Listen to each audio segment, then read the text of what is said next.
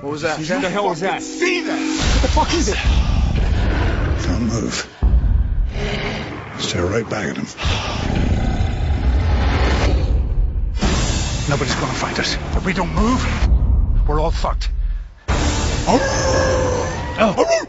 that must be the motherfucking Gray. Get the fuck out of here, boys. Let's go. Kill these motherfucking wolves. Yeah, let's go. He actually, wolves. I think he did say that in the movie, didn't he? Oh, I think he did. Motherfucking bastards, come after me. Come on. Kill the motherfucking wolves. Man, Liam Neeson was so.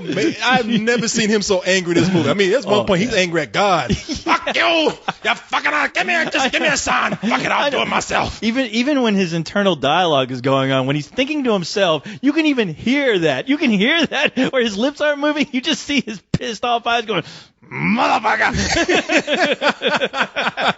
You know, it's funny because when those wolves were out there going like, at one point it was Liam Neeson. I was like, man, these fucking wolves are everywhere. Oh, wait, that's Liam Neeson. Man, he's thinking again. Boy, look, I gotta tell people though. I have to tell people, and this is, I know what people are gonna think. They probably think what I'm saying is gonna reflect what I feel about the movie, but you might be surprised. I just have to warn people though. Do it. That this is not the movie that you see in the trailer. Yeah. Not at all. This movie isn't the movie that was playing in my head while I was watching the trailer where Liam Neeson also comes out with Batman and they start battling wolves throughout the 2 hours that this movie movie takes place in. Yeah, they're not on the hilltops battling out. I know. with lightning and thunder and the gods throwing their lightning bolts at them while they're fighting wolves. No. Oh yeah, I know. Yeah, you thought he was going to turn into Zeus and was going to be fighting wolves. Yeah, it's nothing like that, people. It's nothing like that. Liam Neeson does not fight Zeus in this movie. No, and this ain't Wolfathon 2012. No, you know what I mean? This is in fact the wolves. It's not Wolfmania. No. Macho Man Hulk coming out of nowhere trying to help him. And if you thought that was the movie you're going to see, sorry, kids. No, it's not. Yeah. No, it's as not, much as brothers. Someday we'll see it. I'll direct it. Just give it time. Yeah. And money. No, what you're getting here with this movie, and it's funny because this movie is directed by Joe Carnahan, who directed Smoking Aces, which is like this crime, over the top, kind of like a Tarantino-ish. Some people say Tarantino-ish type caper film. And then he directed The A-Team, which is the association with him and Liam Neeson. And this movie doesn't reflect any of that. No, not at all. I mean, when you mentioned The A-Team, I was like, no shit, he did that. Wow. Okay. My man here, he went over to France, went over there and watched some art films, hung out, went to some museums, and got himself a beret and got himself a martini with a flower in it, and came back to America and said, you know what, I'm through with all that nonsense. I'm on direct a very philosophical film. I honestly think somebody just fucking threw him in the goddamn woods in a goddamn blizzard, gave him a camera and just like, all right, relearn your craft. Learn how to get the fuck out of the woods and how to make a movie. Keep the camera rolling all the time. Treat this shit like found footage. Don't cut that camera off. Okay, how many wolves after your ass? Exactly. Oh, and you know what? It does. It's funny you should say that. I mean, you're joking, but it does have that feel. What you have here is that you have an oil rigging team, and it's led by Liam Neeson, who plays this guy named Otway in the movie, and these guys, I don't know where they're going. I guess they're going. They're just going home. They're going home, and they got to fly over the Alaskan wilderness and crazy terrains, and then the plane goes down. It crashes. A lot of people die, but there's a handful of survivors who are left. These guys are thinking, man, all right, this is great. What are the odds? We survived a plane crash going down 400 miles per hour. We survived a plane crash. Hip hop hooray! Oh, hey! Oh, no, because we might have to eat somebody's ass, but hey, we're alive. We might have to make some rectum soup of it, but it's better than dying. But right when they start thinking, like, man, we're kind of lucky. It sucks, but I can eat some ass. Yeah, and then. And all of a sudden, from the darkness, these wolves come out talking about, "We gonna eat your ass." Oh, thought you was lucky, did you? No, they land in this territory that is close to a huge pack of wolves. They land near their den, and these wolves are very territorial about their area. Not only are these people food to them, but fuck that, they're like, those wolves are just, hey man, you ain't supposed to be here. Yeah. It's my house. Yes, they are there to kill. Yeah. And that is it. Kill and maim. And if you know, if you're lucky, you know, maybe they'll eat you just for just so they won't leave your body looking too bad. Maybe they'll eat the evidence. That's what I would say. I was like, you know what? If y'all gonna kill me, just make use of me. Yeah. Don't add insult to injury. Yeah, don't let any motherfucker come over here and take pictures of this and send them home back to my mother. I don't need those problems. I got enough problems. I know. Have my face looking like SpaghettiOs when you finish with it. You know, just clean me out. You know, like what the fuck has Chef Boyardee been cooking over there? God damn. You. But yeah, and see, this is where I like what you just said, man, because you're like, they put this director out there in the wild for real and had him running his ass off with a camera and trying to survive the elements too, because that's what is really cool about this movie, is that there's so many areas where there's this feeling of disorientation that lends itself to not only some great cinematography, but it puts you in that action. That when that plane crash goes down, you are there in that plane. Oh yeah. You know, you are sensing that plane. It almost puts like a first person point of view in this. So you can feel it. There's parts where people are being they land in a river and they're being just whipped away by the current, and it makes you feel like you are drowning along with that person. You're going in and out of the water. You can't tell if you're up or down. You don't know where you are. You feel it because the cameraman is fucking dying. Yeah, I mean, you see him. I think you even see scream for help. I think for a second the camera turns around on his face going, I didn't sign up for this. Cut! And then you hear the director, keep it rolling. Keep it rolling. Yeah, go. Yeah. It's good stuff. If he does, he does. You're right about that, because I mean that's one thing I really want to talk about was the atmosphere of this film, where I mean it feels like they're on another planet almost. I mean, I'm like, wow, this world seems more alien and more treacherous and dangerous than the fucking alien that they showed in Predators, the alien world in Predators, where I'm like, wow, they really did go to Hawaii. This, I mean, they're fighting the elements, and you really feel that with the mood, just the atmosphere that they set up, which... Did you say they went to Hawaii? Huh? Did you say they went to Hawaii? In Predators, they were in Hawaii. Oh, okay. I thought you they actually filmed that in Hawaii. This is the farthest thing from Hawaii. Which I'm like, they should have fucking dropped their ass out there over there in the fucking Arctic. But the thing is that with that mood already set, and when they introduce this pack, where the pack itself seems like they're from another world. I mean, they are reminding me more of the fucking Aliens and James Cameron Aliens. Despite like the way they attacked, just the way they looked otherworldly, and that added a lot to like the threat and the danger. Where it's like these guys looking at these wolves are like, all right, what the fuck are these things? They're not your average wolf. No, these things are huge. I mean, those are not wolves. Those motherfuckers, they landed in Middle Earth, and these are some warts or wargs or goblins or something. Those were truly like hounds of fucking hell. Yeah, they were. And they have one big wolf who's the alpha wolf. And what I liked about it is that a lot of the wolves that they use here are real, but they got one wolf who's clearly CG, but they use that to great effect. They do. That wolf, his mother was raped by a bear, and they had him, and he was picked on. He's pissed. He don't like it. He had to learn how to fight for himself, and he's just mad at everything. That thing was fucking huge and threatening. They have a scene where they just left the camera on that wolf. They left it. It wasn't even a full shot. They just left it on his eye. Yeah, no. His eye was talking about.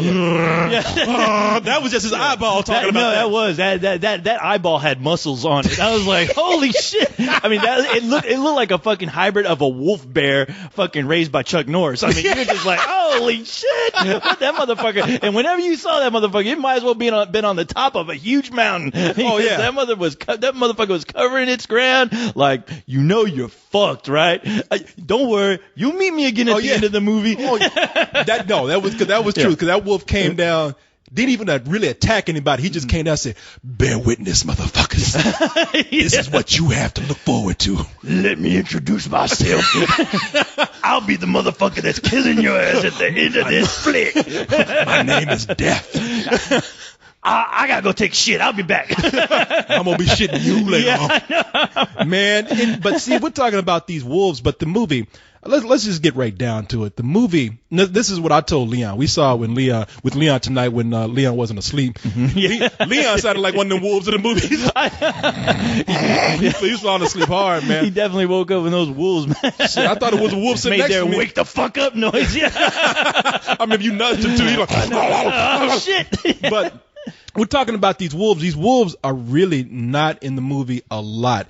This movie is almost like one big essay or one big contemplative film, a philosophical film about death. All these men in this movie represent a lot of different attitudes of death when faced not only with these wolves, because it's not just the wolves, it's the elements. I mean, if the wolves don't get you, Mother Nature's gonna get you. Oh hell yeah! It's get you twice as hard. Yeah. You're either gonna freeze to death, or you're not gonna be able to get enough oxygen in your brain because of the height, the elevation that you're in. It's a lot of really. I mean, out here, air can kill me. Yeah, I ain't got enough to worry about these wolves. Just breathing is gonna kill me. But each one of these guys goes through a different attitude towards death. Death can be horrifying. Death can be scary. Death can be threatening. Death can be ugly. But at the same time, there's different stages in here where death can be peaceful. Death can be a stage of acceptance. Yeah. They explore that, and they explore every angle of that to the point where it never got cheesy. I mean, it got down to a level to where it made sense within the film. And, and there's a lot of shouting at God, and, you think, okay, God, I hope this doesn't get preachy, but it never does. It's like, yeah, these are all the things you would think about if you were stuck in a situation, and realizing who these characters are and getting just a small glimpse of their past. You understand why they're feeling the way they are, dealing with the elements, dealing with a force of nature that is out there hunting them down, like stalking them systematically. And, you can't help but feel for these guys. I mean, honestly, this felt like watching like a modern version of like a Dante's Inferno almost, where you can really sit down with this movie and you can really think about it, even with a second go around. Like, I want to see it again, but with a second go around, it's like, wow, you can really read into a lot of this shit. And for a lot of people, it's going to be there. For some, it's like, nah, it's just Liam Neeson fighting the elements and trying to stay alive. But I mean, I love the fact that the movie didn't play out like some cheap B-rated film, which the trailer, it kind of lends you to believe that, and I can't blame them for marketing it that way. But saying that though, because I was hyped for that film that they showed me in the theater. But after watching this, I mean, I truly fell in love with it. Did you? Yeah, I really did. Yeah. Before we started, I said, I am not as in love with this movie as you are, because I do feel like it has problems. And it's not because of the way the movie was marketed. I do feel that a lot of people are going to feel cheated by this because of the way it's marketed. But the problems for me in the movie are, I think there's a lot of dialogue in the movie that works as the characters start to become more developed. But in the beginning, a lot of those guys, and I know they're meant to set them up as, oh, these are types. You got the young brash kid who talks a lot. You got the asshole who doesn't want to take orders from anybody, who could possibly be, the one that goes crazy, might be a villain in the movie. You got the big sweet black guy. You know what I mean? Mm-hmm. And beforehand, they set these guys up like that. They're just rowdy guys working on an oil rig. In fact, the movie opens up with them in a bar. Liam Neeson walks into a bar fight. Mm-hmm. I know, old saloon bar fight. Yeah. And a lot of that dialogue didn't really work for me in the movie. I think as the movie goes along, it gets better. We were just talking about how they flesh some of those characters out, and you can appreciate the point that they reach as the movie progresses, especially in the later half. I think, though, the trade-off for a lot of audience members is that as those characters become developed, that's when the movie starts to slow down. There's a lot of scenes with these guys around the fire, and they are talking very contemplative about fate, death, and all the things that we were talking about encompassing in death. And that I love, and that's for me, that's like the ultimate payoff with characters like this, where they actually have an arc, where it's like, yeah, I mean, you meet anybody, you can go in a bar and you can start like, generalizing who these people may be just by like just how they present themselves to you, and you realize that that for me at least, I'm like, I can believe these guys. When you first meet people like this, I mean, I've met all these guys. We all have. We that's why we can relate to them. But there's times when movies never develop those characters. And with this movie where, each one is dealing with the fact that they're going to die their own certain ways. Even going to points where you're like, okay, man, you're setting yourself up to die. I like it when the movie doesn't play those angles. Yeah, I mean, and there's some great performances in the movie, especially from these guys who we think are types. The guy that plays John Diaz, an actor named Frank Grillo, and he looks like a Grillo. He totally does. Doesn't he look like somebody? He suits his name. Yeah. Hey, what are you talking about? Hey, you gonna buy this watch or not? Yeah. Gotta get out of here before the cops come. You know what I mean? Hey, Wolf, get out of here. Get out of here. Hey, Wolf, you're not gonna buy a watch. Get out of here. Hey, Wolf, you wanna buy some meat? Yeah. The characters like that. There's another guy that I really liked a lot, the contemplative guy, the kind of the quiet guy. I think if I got the right actor, Dallas Roberts. He's like the religious guy. Like, he seemed like the one religious guy, really. The one who is usually, he's like, we can't leave these people here. We need to say the one something. who wanted to say words. Yeah, that guy was great. Yeah. That guy was great. He was amazing. Yeah. He definitely seemed like like an average good. I mean, when they said he was a father, you believed it. You're like, you can totally believe that. And Dermot Mulroney, man, who's changed a lot. And he's time ain't been good to that face, boy. No, I was trying to start scratching my head, going, man. Yeah, who is that? Who I think it is? Yeah, it's Dermot Mulroney. Yeah, the wolf of time got a hold of his face, kind of mangled. No, he's not that bad looking. He's just older, and he was good in the movie too. I mean, there's a lot of quiet performances in this film that suit the overall tone of the film itself. I do think though, man, listen, I got really tired of seeing the cheesy parts where Liam Neeson kept seeing his wife in flashbacks, and every time he saw her, she was being yanked away from his dream. I was like, damn, man, that woman must have rocked his world, because he sees that woman every chance he gets. The fucking plane is crashing, and he's still dreaming about this woman. Oh yeah. Damn, man. That was that. It seemed like that was like the one thing that was keeping him alive, which I forgave the movie for doing that. I was always waiting for the worst though. I was almost waiting for like a scene from American Werewolf in London, where all of a sudden, like, she's like, you have nothing to be.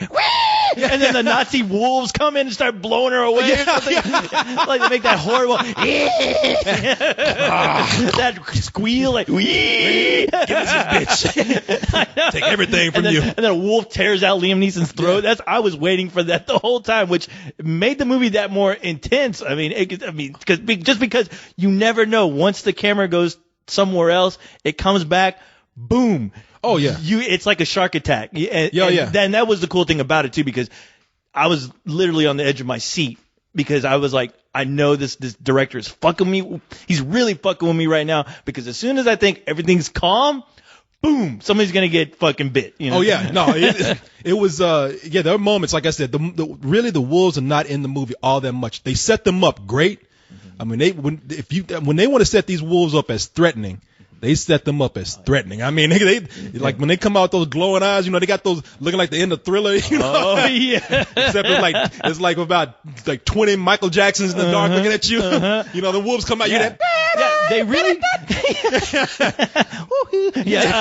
But the way they play those wolves out, I mean, like I said, I love how it seemed like, I wouldn't be shocked if the director was like, yeah, I kind of took a cue from Aliens, because that's really how you knew they were always there. So when they attacked, just because the fact that you didn't see them all the time, I think helped a lot with when they did attack. It was that much more like, oh fuck. Yeah, it just came out of nowhere, because there's a lot, like I said, there's a lot of space where it's just them. It really is a movie about man against the elements. These wolves are just part of nature. That's what I'm hoping that a lot of people don't take this movie as an assault on wolves, because I know that there was a lot of protests by environmental organizations and animal rights organizations where they were especially since like I forgot which breed of wolf it was, but it was just taken off the endangered list, and so they thought that this film was going to come out and give wolves a bad name. Which, hey, look, I like wolves, I like nature, but if you say fuck a wolf, you're gonna say fuck a wolf. Yeah. You ain't gonna like a wolf, all right? Yeah, I was like, where are the people who are like, protesting that Jaws, like, Jaws makes sharks look like assholes? Well, apparently, where are they at? There was some people who were protesting Jaws. They said Jaws, like, hunting increased shark really? shark attacks. When I say shark attacks, like sharks getting attacked by people. You love them so much, why don't you go swim with them? Yeah. Let's see. Let's see if you have the same thoughts when you come back out. When we come back with a chunk of your ass missing. Yeah. I get that, but after watching the movie, I mean, come on, man. I mean, you watch the movie and you're like, okay, you know what? Those aren't the wolves. I mean, there's a part in your brain that's like, it's a movie, goddamn. No, first of all, like we said, these ain't wolves, all right? These are velociraptors in fur coats. They are. It's not the same, all right? The wolves like this do not exist. No, all right? they don't. I'm not saying a wolf won't eat your ass, but no, yeah. it's a man against nature film. It's not a man against wolf movie. And when you talk about the wolf attacks, though, when they do happen, the sound editing, especially early on in the movie, is incredible. Oh, it is. I mean, that shit is like a cross between Jurassic Park and Planet of the Apes. I mean, because the wolves, they must have been hanging with Caesar the ape in the woods, because it gets to a point where they don't. Where you hear them at first like, but then after a while you just hear them like. Did you ever hear that shit? Yeah. Like, are they hanging out with chimpanzees and shit? Shit, or they're fucking up a chimpanzee or something. Fucking mugging a chimpanzee or something. But yeah.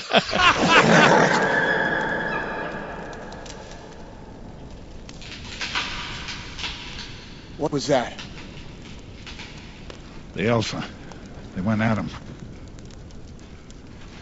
He put it down. Whatever that challenge was. The alpha put it down. How are we gonna deal with this? We kill him. One at a time. Tip the numbers. That's what they're doing to us. There's some sounds where you're like, okay, I don't even know what the fuck that is. I don't. Yeah, when's the spaceship come out? Start attacking, because you're like, okay, that ain't nothing from Earth, all right? I mean, we are all fucked, guys. I think they even had bust out your marshmallows now while you got them, because we are fucked. Yeah, we ain't going nowhere. Shit, I even think Curly from the Three Stooges in there. Yeah. The Curly of wolves. Yeah. I did hear during one of the wood scenes. I did hear. Like, wait a minute. Man, I like I said, I do have problems with the movie. For me, it did get a little slow. And listen, people, and I can't blame people. This is more of an art film, and when I say art film, like indie movie. This is an indie movie with a little bit of a budget and some names in there, and because of that, the movie was a little slow to me in some parts. Like I said, the middle slowed down pretty heavy for me, and then when they started going against the elements near the end and going back into like getting into the thick of the wolves, that's when it got interested in me again. But I gotta tell people, man, the ending is gonna be for a lot of people a what the fuck moment, because that trailer told you, oh shit, it's on now. And when we watched this movie tonight, some people they remember seeing scenes from that trailer, especially when Liam Neeson's putting like cocktail bottles on his hand and making like homemade claws, and somebody in the audience was like, oh yeah, you hear that guy? Oh, yeah. And then it was quickly followed by, what the fuck? You gotta be kidding. I know. I think it was the same guy. Yeah. And it's funny because I was like, oh man, this could easily be taken, as another ending that could be right up there with The Devil Inside. Where I was just like, but, I hate that I even said that, because when within the context of the film, I think that's the good thing. It actually lets you think, because it's like we all can come up with what we think. And I can't even talk about it. I know they don't. Because but it's one of those endings that I actually loved. Yeah, and like I said, some people who are able to accept this movie from not being the movie, because for me it was a totally different movie than what I was expecting. I still think it's a good film. I think it's a very good film. It's just that I was going in at least wanting that one thing, you know. I really wanted it, and they took it from me. They yanked it from me. But I will say there are some great. When we talk about Liam Neeson being a badass. Oh man, badass, he's rewritten the book. He's taken that goddamn book away from Chuck Norris, and now he's owned it. Now whenever Chuck Norris does anything, Chuck Norris has to ask Liam Neeson for permission. All right. That's how it is. That's just how it goes down from here on out. You know. Oh yeah, there's a part in the movie where he tells a guy straight up. I mean, we talk about how Liam Neeson is gonna beat the shit out of somebody. Liam Neeson tells somebody, "If I gotta tell you again, I'm gonna beat the shit out of you until you bleed. You got 5 minutes to do what I tell you to do." And I was like, "You're gonna choke on your own blood thinking about what I've done to you." I know. Hey, you better listen to that man. I'm gonna send you in hell, and then I'm gonna go in there and I'm gonna drag you back out. So I can send you back in there again. Fuck a wolf. You got me to be afraid of. I'll fuck you up. Hey man, I'm so caught between like a low full price and a high matinee with this. And well, you got to make that ultimate decision. I hope Liam Neeson doesn't hear the wrong answer. Is he around? Is he outside? Yeah. Fucking rating. No, I really, I do have to give. I'm giving a very high matinee. I do think that it's a very good movie. And it's not because of my expectations I felt were betrayed. It does have some pacing problems, I think, in there, and a couple of corny parts that I thought that the movie was already doing a good job at being a quiet, contemplative film. A couple of parts were a little heavy-handed to me that went against that, but it's a very good movie. If you go in there and heeding this warning, knowing that you're not going to see the movie that you see in the trailer, I think it's worth you giving a chance. All right, I'm thinking Liam Neeson might kill your motherfucking rating. Is that okay, Mr. Neeson? You never mind your surroundings. I'm choking on my blood. You got 5 minutes to change that rating. You're going to be choking on your own blood. I wish you didn't give it a full price. Better than sex, goddammit. God damn it, you better love it. You know what? It is one of those movies where I see what you're saying as far as what people's expectations from that trailer. The one thing that kept hitting me as far as what to expect is I kept thinking about, wow, this is like part 2 to The Edge. Mm-hmm. And I got exactly what I was really looking for. Because I'm like, you know what? Maybe that would have been icing on the cake to see exactly what we all thought we were going to see. But just the movie just took me by surprise with the direction it was going and how realistically they really played it up. And Liam Neeson acted like he was fucking in hell. I mean, it really should have been called Liam Neeson's Inferno. That's how it fucking felt. Neeson Inferno. Yeah. I mean, this is one of those movies. As soon as I walked out, I wanted to rush back in and watch it again. So I have to give it a better than fucking Mother Teresa, better than sex with Mother Teresa, better than fucking wolves. I mean, I don't think you're giving this movie a compliment by saying having sex with Mother Teresa is this film. Well, she's about as pure as you can get, so I figure that's how she's great pure it would and be. dead. Yeah. Well. Still. Okay. Yeah. Liam Neeson would do it. Okay. I'm not afraid to fuck a corpse. No, this was, I mean, wow. It is one of those movies, for me. I got you. That I just love. And I'm always shocked that, they don't ever try to make more movies like this. Just, man versus the elements, man versus Mother Nature. I mean, I really fell in love with Hey man, I'm glad you like this movie because I really do want to support this director coming out and making this film. I think he made a very good movie and I think it's shocking. This is the kind of thing where you're like, man, okay, we're seeing some growth in a director. This is what I like to see. This is as far I give the director like a full price for doing this. I mean, if I can rate directors, I can do whatever I want to do. Yeah, if he's not dead, I would love to congratulate him by making a movie that fucking, promised everything that I thought it would be. Yeah. So I tell you, man, we're talking about how badass Liam Neeson is. Hollywood must be scared of this man because he is in everything. Did you notice? He was in 2 trailers before the movie Yeah, started. you're right. And then we were going to watch a Liam Neeson movie too. The fucking onslaught of Liam Neeson, and I'm not complaining. Hollywood is looking under their beds right now, hoping that motherfucker isn't under there waiting. I'm in your movie. Yeah. Put me in your movie. I have skills, acting skills, and I'll teach you every one of them. Or I'll punch you in the face and tell you you're throwing up your own blood. I know. It's Toy Story 4. We don't have a play. Give me that fucking cowboy hat. I'm winning, goddammit. I'm winning and Buzz Lightyear. Give me a spacesuit. I'll play both roles. We'll take 2-hour shifts. You guys get some sleep. I think that shit's gonna happen. A job at the end of the world. I work security, protecting men from the dangers they cannot see. There's not a second goes by when I'm not thinking of you in some way. Going home, guys. Let's keep it moving.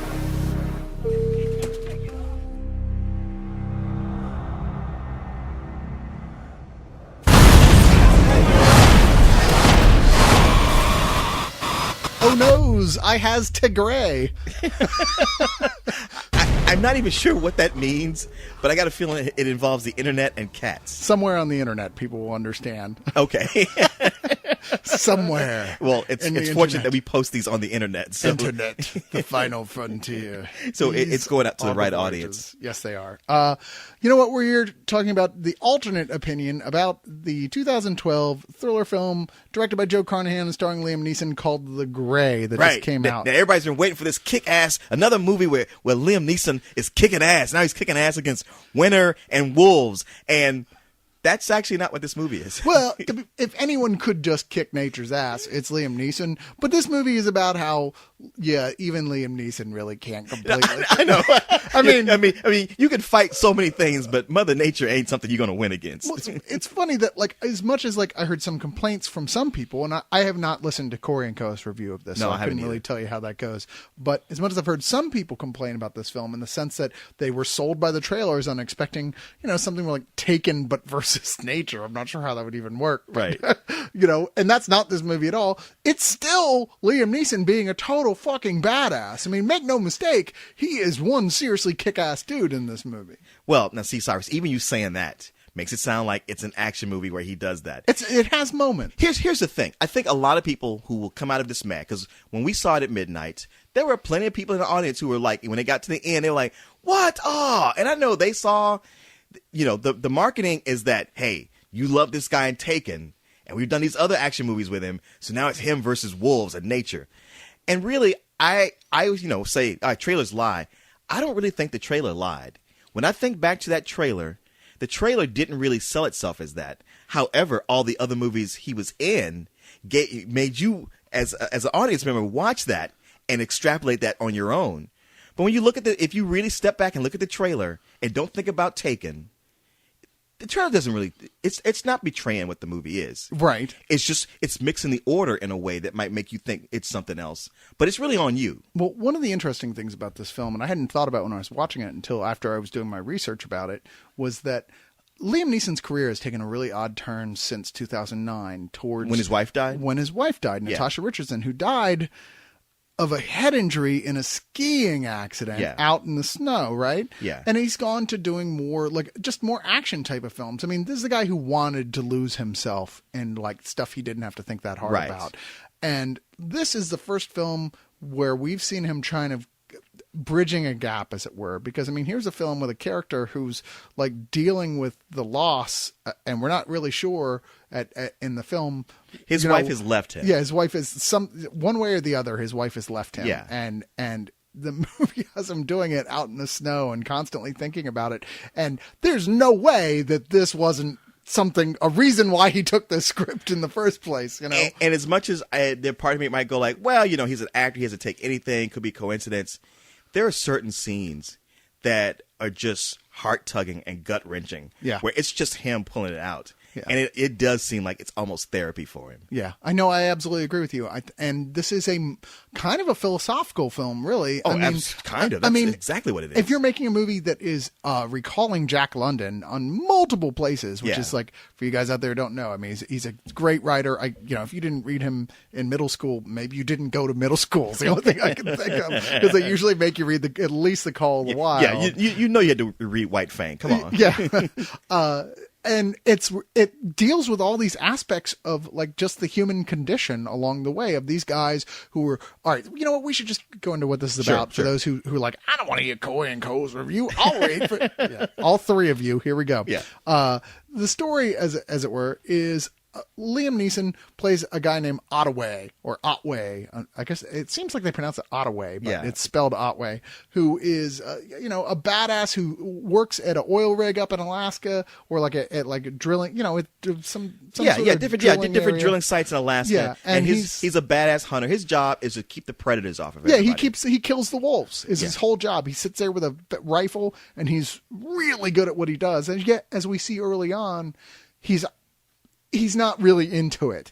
I mean, right after he kills a wolf, he puts his hand on it and sits with it as it dies. You're like, here's a guy who's not a macho dick about it. It's a job that needs to be done. And the thing is, he tells you right off the bat, the people who take these kind of jobs, they are the outcasts of society. They're ex-cons. They're people who can't function in society. They're assholes. They're assholes. Yeah, as a matter of fact, to quote him perfectly, it's a great line. And he works amongst these people, but he's not one of them. Yeah. And you see that in scenes where they're all being rowdy in a bar and he sits alone. And sits alone long enough just to go outside and attempt suicide. Yeah. Until his mind is changed simply by just his own memories as where the film slowly pieces together what his past is, what drove him to this terrible godforsaken place, right? Where he is, I mean, literally in terms of both the way the film discusses it and figuratively, godforsaken. I mean, it's almost like he's attempting suicide in so many different ways. Oh yeah. I mean, sure, there's that one way that's almost literal, but in so many different ways, he's isolating himself from the world and from life. Now, apparently they're all on break. They're going to Anchorage, which is the closest city to Antarctica, wherever they are. They're leaving Moss Isley. Yeah, and a bunch of hard asses on this plane being douchebags, and the plane crashes. And there's about seven of them, I believe, when it starts, who survived the plane crash, who are trapped out in the middle of fucking nowhere, like in every direction, there's just nothing. And let me tell you this, when that plane crashes, like, okay, they a lot of this is filmed with a handheld camera. Yeah. Which really does well to make you feel like you're right along with him through this whole thing, which is so miserable. And the way that's used to film a plane crash, I've never seen a plane crash more effective to making me feel like, oh shit, this is the worst. It's one of the more frightening plane crashes we've seen since Alive, really. And the only thing more frightening is when he's survived it and completely out there in a blizzard in the middle of fucking nowhere. As we see, he is the one guy of this whole group of guys who actually understands the situation they're in, first off. Who really is clear on what they need to do, what they need to do to just survive that first night, what they need if they're going to survive, and how incredibly minuscule their chances are of survival at all. And yet this is the guy who we just saw almost kill himself. So the question that's burning at the audience all the way through the movie is, so why does this guy even give a shit?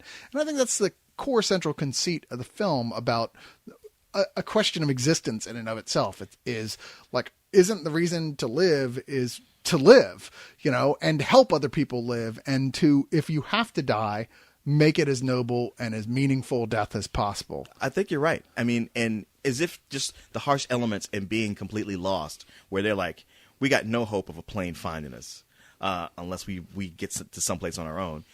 That would be enough. But then there's these wolves that are tracking them. Yeah. And these are basically supernatural wolves. They are the dire wolves from Game of Thrones. From Game of Thrones, because they don't behave the way, real wolves do. They're bigger, they're scarier, and they make sounds like nothing you've ever heard before. I mean, they have a pack mentality. They have personalities.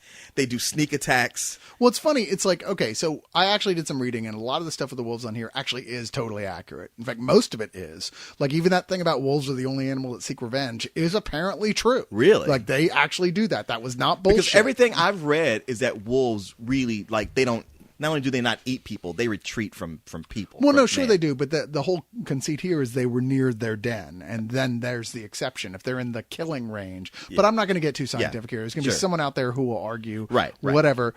I did a minor amount of research about this, and enough to say it looks like a lot of what they were saying actually was true. That being said, the wolf in here, like especially the alpha wolf, who there's very much a sort of like Liam is the human alpha, and this wolf is, I mean, that wolf is like the size of like 3 wolves all standing on each other's shoulders. It's just ridiculous. And whoever was doing the audio editing got so fucking carried away. Right. I mean, yeah, these wolves are making like sounds of like, it sounds like a jungle. Like I could heur gorilla in there. Yeah. The only creature you don't hear is Godzilla. Yeah. Well, I mean, and the growls are really, I mean, we're talking T-Rex in Jurassic Park growls. Yeah. We're not talking wolf growls here. And you can't help but notice it at points. And it's the point, the whole middle of the film is very much a horror movie. They'll get bold. Start to come in for us. Why would they? I mean, we're not harming them. It's not for food. We're a threat. We don't belong here, that's it.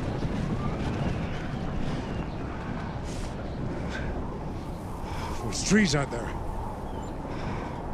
If we can get to that tree line, they might back off. If they see that we're leaving, they might. We can't wait them out. We'll starve. There's a lot of bad space between us and that forest, but if we get there, then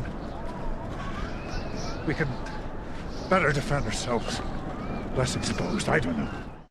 It's that point where it's not a survival film even. It becomes a horror thriller. I mean, the first wolf kill, when the wolf first takes out one of these guys, it's so sudden that the guys I saw it with, all of us, we jumped like a foot. We knew it was coming. It had to. It was too perfect not to, but even so, it was so well filmed and set up. It was like wolf out of nowhere, and then it's just gone, and that guy's gone. And so for the whole rest of the movie, you're waiting for wolves to come out of the side of the frame like Pac-Man, just howl and eat people. You said, hey, Pac-Man, I was expecting to be like Predator. I was like, one of them was going to have a cloaking device. Seriously. How? And, not to get pretentious or philosophical, but there came a point when I started to wonder, like, are the wolves even real? Are they metaphorical? Yeah. Or even hallucinatory at one point. And I think that is a fault of the film, actually. I really do. I think that with the audio editing getting too carried away, with some of the visual effects on the wolves being just too crazy monstrous. Yeah, they're not quite the wolves from Twilight. Yeah. But they're not completely not. And it's a confusion to the audience because you're like, are we watching a horror film with these exaggerated elements, or are we watching a man versus nature survival, like philosophical type film? And there are things about both that are so well done, and yet they never really mesh completely well for me. I guess you're right about that. I mean, in my head, I was willing to forgive it, but you're right. It is a problem. The one thing that keeps it for me from being like a really top notch movie, like in the highest rank, is that there's a lot of great dialogue in it, especially the stuff when Liam Neeson is just kind of narrating and talking to himself. I mean, the depths of his depression, how well it's expressed, it just hits you right in your core. But there's times when the guys are together and they're talking, and even though they're reprobates, ex-cons, and assholes, their dialogue gets to be a little too douchey and two-dimensional. Yeah. Just just dropping F-bombs just every piece of dialogue they say. And I understand, like, sometimes guys will do that, but it's a movie, and it just makes them, it takes away from them, I felt like. They get to the point eventually that they give these guys enough detail that they do. They do come back around to giving them enough. That all the surviving people by that point are meaningful enough to you that like, when something happens to them, you care. Yeah, and they seem like real people. And in fact, they're even more above what ultimately the purpose they serve, which is each one of these characters serving a sort of a viewpoint on how to live one's life and ultimately how to die. Yeah. Each one of them is sort of a metaphor in and of that, and the way that they die and what they see see how they experience death. I mean, it's really neat the way the film does that. But even above that, where some films would have been enough. We don't need to give them character above that. The film does give them character above that. It does make you actually like these guys. Even the guy who seems originally like he's going to be the villain of the group, ends up being vindicated as being just human and scared. You know, after he has a Sean Bean moment. Yeah, well, fair enough. You know, and once again, Liam Neeson performs wonderfully in this. One of the big things that are going to anger people is that the scene you're most looking forward to, if you've seen the trailer, is really not. I mean, it happens in the movie, but it's literally the last frame of the film. It is one of those where, like, because I can admit to you, like, it's not a fast film. I mean, at times it is, but there's places where it slows down. Now, I don't say it's boring, because it's just, there's so much going on. You just got to really see it. I mean, you can't be an immature person and sit through this movie and like it. No, absolutely true. But but that thing that you hold on to, that's like, yeah, but I know this is coming because they showed it to me in the trailer. It's the last frame, and you're gonna be. You might be one of the people who go like, what? Yeah. That's why we're here telling you right now that this is not that film. Honestly, this is a Jack London look at being a man. This is an Ernest Hemingway look at being a man. Very much so. That is not. It is not an 80s action movie look at being a man at all. Yeah, if you're looking to see how Liam Neeson is going to set up a bunch of Home Alone snares and trap all these wolves, you're going to have to wait till some other time. And it's such a shame to me that it didn't all work perfectly the way it could have. It felt like somebody in the mix said, no, we've got to bring up these genre elements so it actually gets an audience at all. And that's a shame, because this is the type of movie they could have put out at Oscar time if they had played those elements down more. You're right. Because everything else is so good, and or they could have just made the whole film really exaggerated in genre, and you would have had a totally solid horror film. Because I was scared, really scared at points during this. There's a point when you first, they're like, oh shit, there was a wolf over there. Oh, it's freaky. Okay, well, let's hope they don't come back. And then they do, and you see first this one side of glowing eyes, and you see 30 of them stow. And I was like, that's fucked up. I am officially freaked out. Well, I can tell you the one thing that kept me from being totally scared is there was a wolf who does a sneak attack like that. Yeah. And then the guys, they aren't completely paranoid after that. They were like, oh shit. Well, let's hope that doesn't happen again. They're like the wildebeest in the Serengeti. It's like, guys, shouldn't you be on complete alert from now on? Yeah, you got to watch out for those dick wolves. They get you every single time. And these are some serious dick wolves. These wolves are pissed. Yeah, and here's a minor bitch that I had, but admittedly it bothered me the more I thought about it. There's a whole sequence in here where Liam Neeson decides that they've got to do this huge leap across this chasm to get to the other side to get away from the wolves, right? Yeah. Who are right on their ass. Okay, so there's this big, complicated setup. They get there. It's really freaky to get there. But the moment they're on the other side, boom, wolves. What the fuck was the point of that? I guess that's true. Why didn't we go through any of that? They were sitting right there the whole time going, come to Papa. See, that's another thing that makes me think. Maybe these wolves weren't really. They're more metaphorical than real. I felt like it was there were those moments where there was not an attention to detail, where it was just set pieces that make you start to think that, because there's so many other things that are so great and so intellectual at points that it's disconcerting. It's anachronistic. Yeah. Seeing that mix. And that is the reason why ultimately I'm going to have to give the grade just a high matinee and not a full price, like it was so close to getting. I'm right there with you. I mean, and I teeter. I really do, because there was so much about it. You know what? The fact that so many of the audience left going like, oh, what the hell? I thought... That almost made me like it even more. I'm like, good, I'm not one of you people. But yeah, for the reasons we brought up. You're such an iconoclast. They ruin everything. But yeah, it is a very high matinee, because it's an ambitious film. It's a film that does things that we don't get to see very often anymore. But, it falls just short. But I still highly recommend it. Yeah, I do too. And like I said, do your best to go into it without expectations. I mean, that's the best I can tell you. It's just try and experience, is it a film about like I said, about the nature of what it means to be alive and what it means to choose a good death. Yeah, really. let the film be about what it's about and not what you were expecting it to be. Yeah, because in and of that, it's a pretty good film. Yeah, I it's tell you, memorable. man, though, It's actually a film that has stuck with me. I've thought about it several times today. I tell you though, man, if I was up there in Antarctica, I'd be like, fuck that shit. I'd be killing those wolves. Them wolves, they'd be like, oh shit, it's Cyrus. We better get the fuck out of here. I wouldn't be sitting there talking about life and shit with people. Fucking talking life and your daughter. Fuck your daughter. I don't care about that shit. Oh wait, we're not reviewing the last season of Walking Dead. I'm sorry. No. We're not the people criticizing us for that. Sorry, I forgot. All I know is I'll be eating some wolf burgers. Goddamn right, wolf burger is tasty. How are we going to deal with this?